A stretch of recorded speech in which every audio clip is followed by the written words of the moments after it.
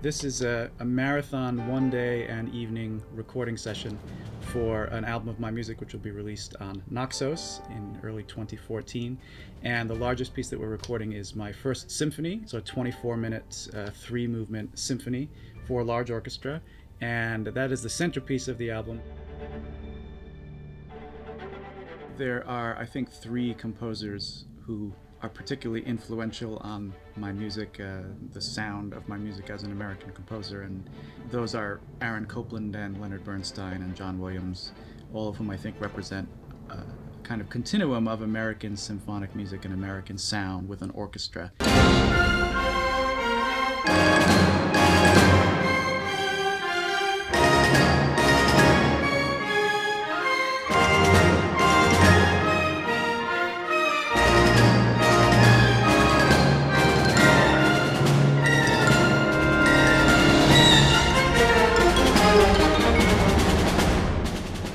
It's pretty unusual for a composer to actually write a symphony these days. There's a lot of orchestral music being written, but a lot of things tend to be short pieces for celebratory occasions. I've done a lot of those, or tone poems, or something for a very specific occasion. And for any composer to attempt to compose a symphony, it's a pretty big undertaking just to put that word symphony and put your name in front of it.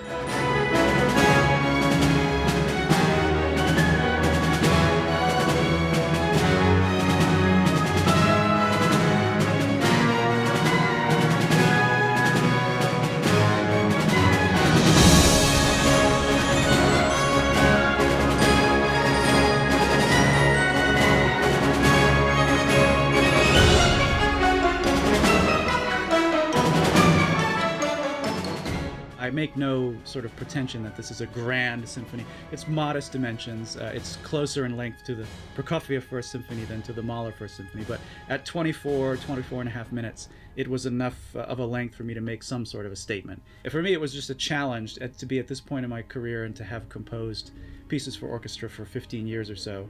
To just attempt to undertake a purely instrumental symphony was something that I just wanted to see if I could handle, if I could do.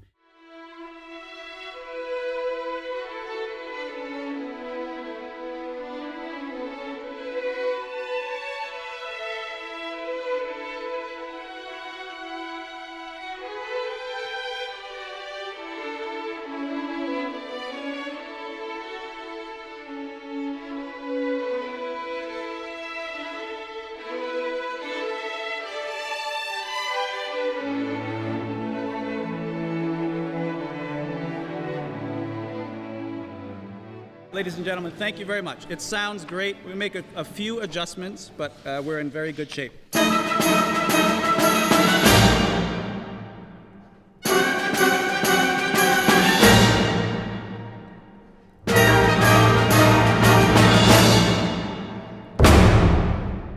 Leonard Bernstein was a huge influence on me, not only as a composer, the style of his music, but also, of course, as a conductor, as a writer, as a thinker, as a teacher.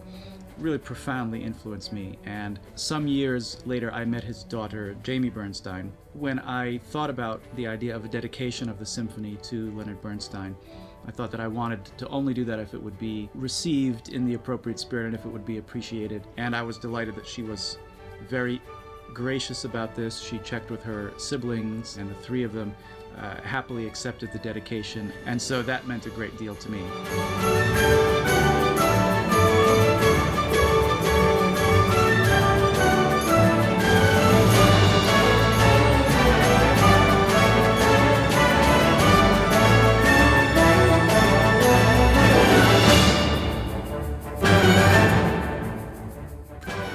For the third time, I've come to London to make a recording. This will be my second album for Naxos, which I'm very excited about.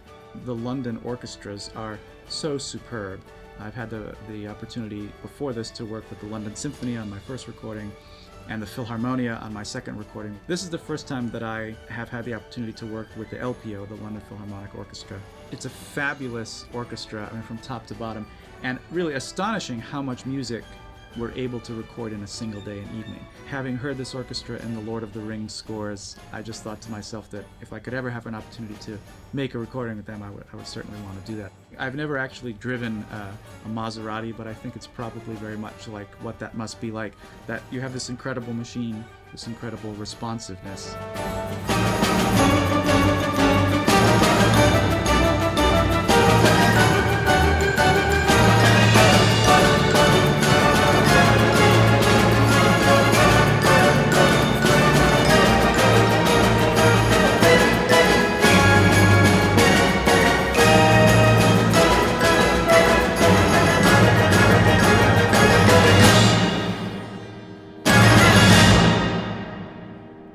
I think, to a large extent, the music that I write has an uplifting quality, and as a composer, I myself am uplifted by a great deal of music that I know and love, and I think if an audience can feel that sense of uplift from this music, there's an optimism in this music for sure, and if that can happen, then I feel like I, as a composer, have achieved something valuable.